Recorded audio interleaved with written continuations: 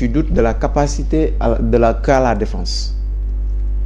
Bon, parce que le football a changé auparavant loolu da doon am.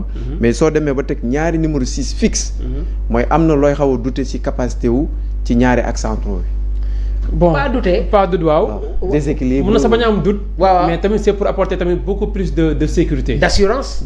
ah oui. parce que tamit nag d'abord contre la France tamit le Sénégal est-ce que le Sénégal jouera 50-50 comme c'était le cas contre le Maroc. Je ne pense pas. Certainement le ballon sera entre guillemets neutralisé par les Français. ñoom ñooy favori ñoom ñooy équipe boo xamante ne ñoom la ñëpp jàpp nañu ñoo am victoire contre le Sénégal mais quand même c'est à Pape Thiaw de mettre en tout cas en place un système boo xamante ni dès que les joueurs ont le ballon. ils vont l'exploiter. man nag mon seul souci mooy l'inefficacité de nos attaquants. man ragalement efficacité français de mën nañ di marquer mais ça peut être même le match entre le Paris ak le Bayern. L'efficacité retrouvée Djibi. Avec beaucoup plus de buts. Djibi foofu d'accord on a une efficacité retrouvée. Efficacité retrouvée. waaw mais parfois tam on a des joueurs yoo xam ne qui manquent beaucoup d'occasions. on l'a cité au début Iliman Ndiaye ak Nicolas Jackson. ils ne sont pas tranchants. malheureusement ils ne sont pas tranchants. wax ko mu dugg foofu ci Iliman de wax ko mu dugg foofu de. mais efficacité retrouvée ça veut dire quoi. oui parce que tey jii dañu am ay attaquants yoo xamante ne ils regagnent de la confiance et ils sont décisifs c'est le cas de Sadio c'est le cas de Ismaïla Sarr. moo tax démb. passe décisive Sadio. J'ai vu. Ismaël Sarr qui a perdu sa place, il n'est plus titulaire dans l'effectif. Là, il a. Peut-être les cartes seront redistribuées. Manela, démb foofu laa bëggoon ñëw. sa place. mais jusqu'à présent loolu lañ mën a wax. non mais déedéet. Djibi. Ismaïla a retrouvé sa place. Depuis quand? mais bi ñuy jouer contre. c'est lui qui vient toujours remplacer Iliman Ndiaye. waaw léegi c'était dans un contexte. parce qu'il a perdu sa place. mais actuellement nii. li ma la mën a wax. actuellement nii je suis d'accord. il revient. waaw. dans le 11 de Pape Bouna Thiaw. loolu c'est sûr. bi ñuy jouer contre Pérou. sur les attaquants. amical. oui. mais pas match décisif. mais il a eu une note de. le dernier match décisif qu'on a joué. Oui. contre le Maroc. waaw. il est sorti du banc. il a été comment Iliman Ndiaye moo blessé. il a été comment après son rendement nag sur le terrain nag c'est autre chose. mais il ne faisait pas partie du 11 de départ de Pape Thiaw. c'est-à-dire man démb damay def émission benn internaute commenté ne non Ismaïla doit être un joker de luxe ma ne leen joker de luxe Djibi léegi dafa am point boo xamante ne soulevé na ko. mooy le problème d'efficacité.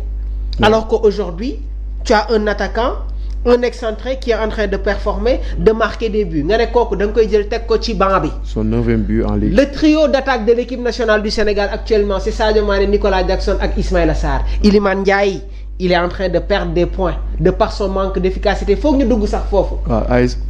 allons-y. Djibi voilà. Djibi dafa am benn wax bu mu wax. Djibi dafa am benn wax bu mu wax léegi dafa ne wax bu important match décisif bu ñu amoon bi mag bi. waaw ba Ismaïla di dugg. place su Elimane la jël. blessé. parce que Elimane dafa blessé. te final boobu gis nañu Elimane rek mënoon a tëgg final bi parce qu'il a été exceptionnel. waaw léegi man ce que j'ai pas compris. entre-temps ce qui a changé chez Ismaïla Sarr. jusqu'à ba mu retrouver efficacité bi est-ce que cela ne devrait pas pousser Elimane aussi à être efficace.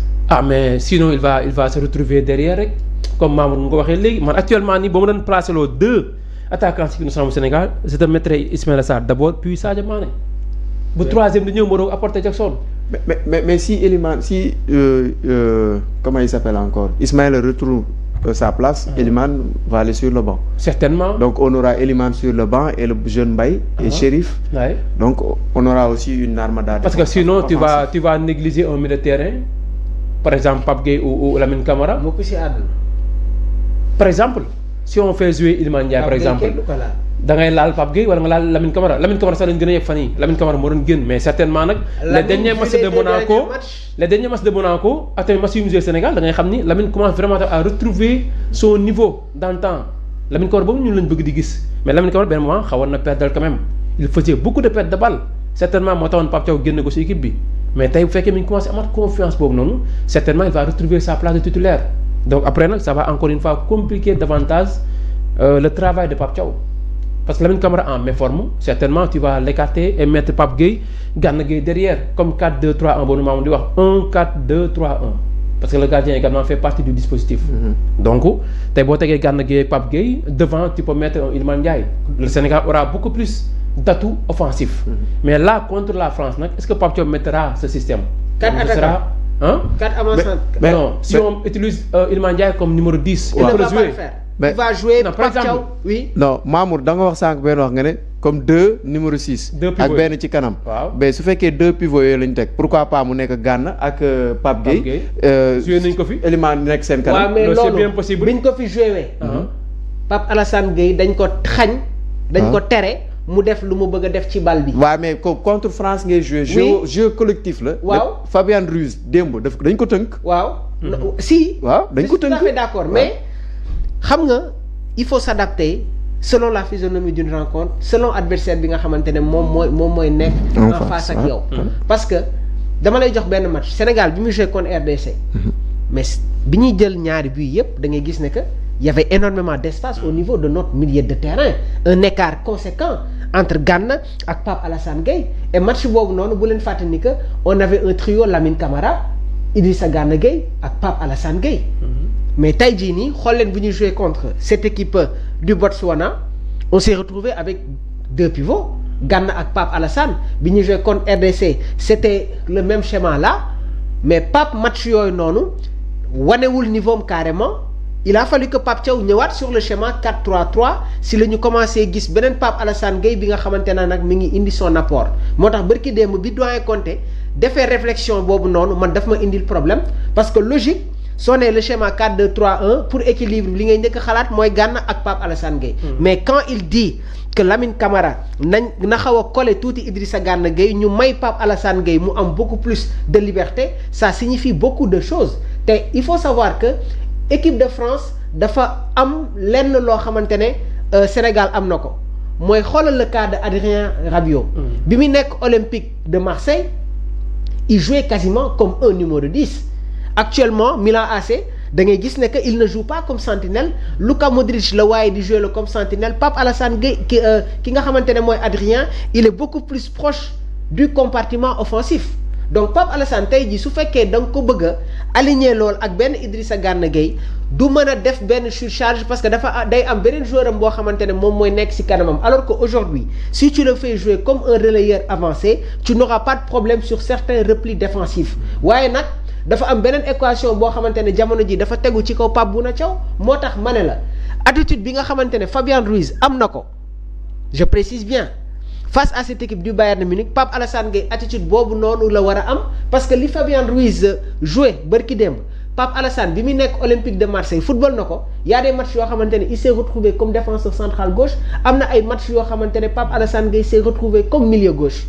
yow da nga bëgg a retomber Pape Alassane Gueye ak PM. loolu mooy match bi. muy dóor muy Pape Alassane Gueye muy Lamine Camara parce que loolu Sénégal daf ko ëppalee France. Au niveau du milieu de terrain ñun dañu am loo xamante ne dañ ko ëppalee France parce que ñun suñu milieu de terrain dañuy dugal ay buts alors que milieu de terrain France yi duñu dugal ay buts. alors Djibi. waaw bon man pour man Pape Gueye c'est un joueur boo xamante ne à vocation offensive. parce que tamit c'est un joueur boo xamante ne également capable. d'aller sur le flanc gauche remplacer Sadio Mané. donc si tu le fais jouer en tout cas au-delà de la ligne médiane c'est parce que. Tu veux vraiment donc chercher sa patte gauche. Parfois mën na def ay tirs lointains. Parfois Sadio mën na permettre de replier à l'intérieur Pape Gueye dem jël couloir gauche bi. Donc dans ce cas nga mën a déjouer donc les joueurs français. Même sax Mamadou mi ngi wax lu bëri par rapport à Fabien Ruiz ak l'exemple de Rabiot de Fabien Ruiz mais pour man Pape Thiaw contre la France dafa war a ñëw apporter sa touche nouvelle. qui va surprendre Didier Deschamps. mooy lan foofu ji bi. Par exemple mooy il peut faire jouer Pape Gueye dans un schéma boo xamante ni il va même surprendre Deschamps. Quel schéma? Par exemple. S'il l'utilise comme numéro 10 par exemple. Mais man loolu laa la wax léegi sur le côté gauche. Non c'est le cas que bi ngay jël souvent comme par exemple lu ñëw remplacer combler l'absence parfois de El Hadji Malick Diouf xaw a ratisser foofu pour ñu xaw a mettre en surcharge tuuti au lycée. Pour man système yooyu descend instant da koy commencer préparer mu ñëw Guy Stéphane mais mën nga jéem a déjouer leen andi leneen loo xamante ni descend va le découvrir au cours donc du match. Il sera obligé d'art apporter des solutions. Donc là, tu as apporté des solutions, peut-être le Sénégal peut exploiter. Je suis d'accord. Donc, il faut que je fasse Pape Thiaw une touche nouvelle. Je vais descendre pour le moment de avec son staff. Mais est-ce que tu as dit que Pape Thiaw, parce que le constat que je Pape, il essaie avant d'appliquer. Pape doit improviser. Pourquoi il y a des matchs amicaux? Donc là, c'est l'importance des matchs amicaux.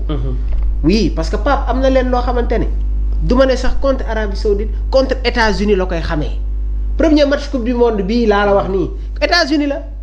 non suñu premier match coupe du monde États-Unis la. donc Pape du entraîneur boo xamante ne day ñëw improviser lépp lu muy def. daf koy liggéey léegi nag mun na ko liggéey nëbbu ko comme ni ko Djibi waxee mais yii nii yëpp c'est des possibilités. mais Pape Alassane Gueye constat bi ma siy def rek mooy si match boobu il va être un joueur très important. si position am si son fonctionnement ak tamit cette capacité bi nga xamante ne je pense que Pape Bouna Thiaw mi ngi koy jël en considération parce que yàgg naa di leen wax ne que chance bi Pape Thiaw am. mooy les joueurs dañu am une mentalité exceptionnelle parce qu'ils sont confrontés à toutes les formes de dispositifs tactiques Pape mënul wax lenn loo xamante ne daf leen di jaaxal. Pape Alassane Gueye est entraîné par Marcelino qui fait partie des plus grands techniciens du championnat espagnol. Olivier Glasner xoolal exemple boobu ak ñeneen Inzaghi donc ça veut dire qu'aujourd'hui les joueurs sénégalais si seen club ils sont entraînés par de fins fonds techniciens loolu nag c'est un atout mais li tax ma dugg fii nii mooy man xam naa ne que suñu diggante ak France non match tactique lay doon. il y aura un autre match entre Didier Deschamps ak ki nga xamante ne moom mooy Pape Bouna Thiaw. Didier Deschamps a gagné son match contre Ancelotti. On a vu ce qui s'est passé après rouge bi nga xamante ne moom la France am. Est-ce que dans le cadre au cas où France am rouge dans le match. on connaît bien la lourdeur défensive française. Ça c'est sûr hein certainement on le souhaite bu fekkee France am na carton si match boobu noonu surtout également ñu perdre un défenseur. Didier Deschamps certainement dina génn milieu de terrain wala attaquant dugal benn défense pour mu apporter donc équilibre au niveau de la dernière ligne. C'est ça. Brésil avait au minimum 3 absences de taille. Eder Militao, Marquinhos, Gabriel ak Alexandro. Déjà donc ça veut dire qu'également contre France bu fekkee dafa nar natt boobu contre Brésil dañuy juum Brésil boobu nekkul Brésil de référence booy gagné jàpp na ñëpp joué nañ tey France Sénégal ce sera en tout cas un match tactique comme ni ko Mamadou waxee léegi rek match tactique lay doon donc faay boo def.